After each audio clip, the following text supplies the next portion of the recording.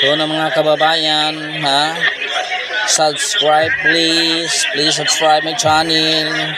Ito ang serbisyo ngayon ni bagong gobernador ng Cebu na si Pambari 4. Napakagandang serbisyo. Ito ay medical mission, mga kababayan. Please subscribe my channel mga kababayan.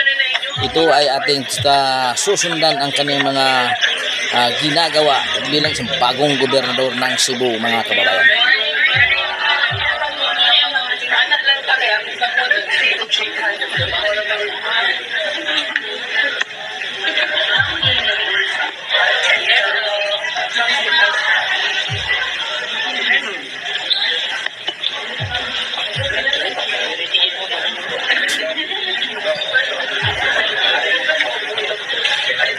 Ito ay medical mission sa Bugo Provincial Medical Center mga kababayan.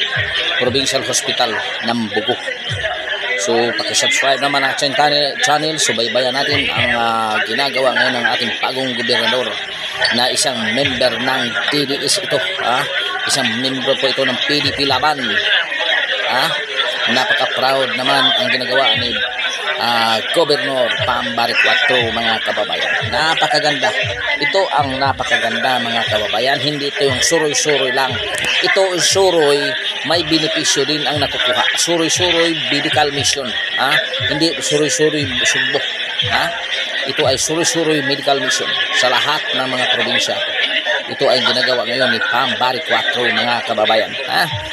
Subscribe naman sa ating channel kapag hindi pa ka nakasubscribe. Ito ay masayang-masaya na ako mga kababayan. Bila subscribe mo lang, share ito sa ating mga kababayan dito para malaman ng ating mga probinsya dito sa probinsya ng Cebu na ito ngayon ang ginagawa ni Governor Pambari 4. Abangan natin kung anong susunod. Ito na lungsod ang medical mission na naman.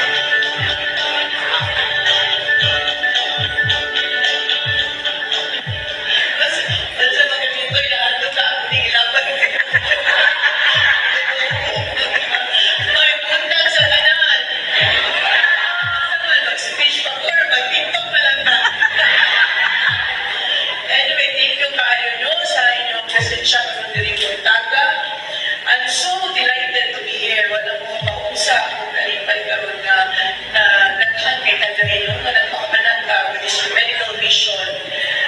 I just want first and foremost to thank the City of Bugo, Mayor Morel, the Martinez family, coordinate. Thank you kayo sa inyong pag-host and all the staff of the Mercury Hospital. Salamat kayo ninyo. Tala ng atong mga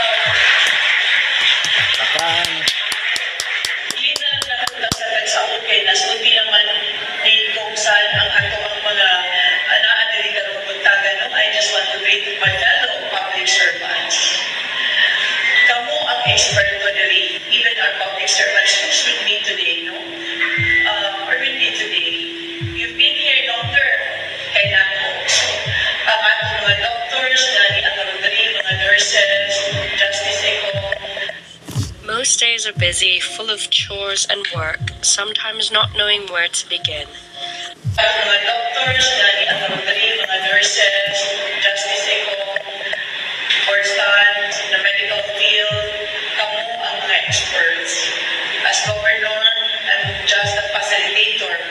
I lead, I govern, but I rely on you as the experts. As I've told my fellow public servants, I want to empower you, not to overpower you. I always believe that my belief is leadership is not a position, it's an action. So by all of us being here this morning, that is a tremendous and a great show of leadership. Salamat kayo.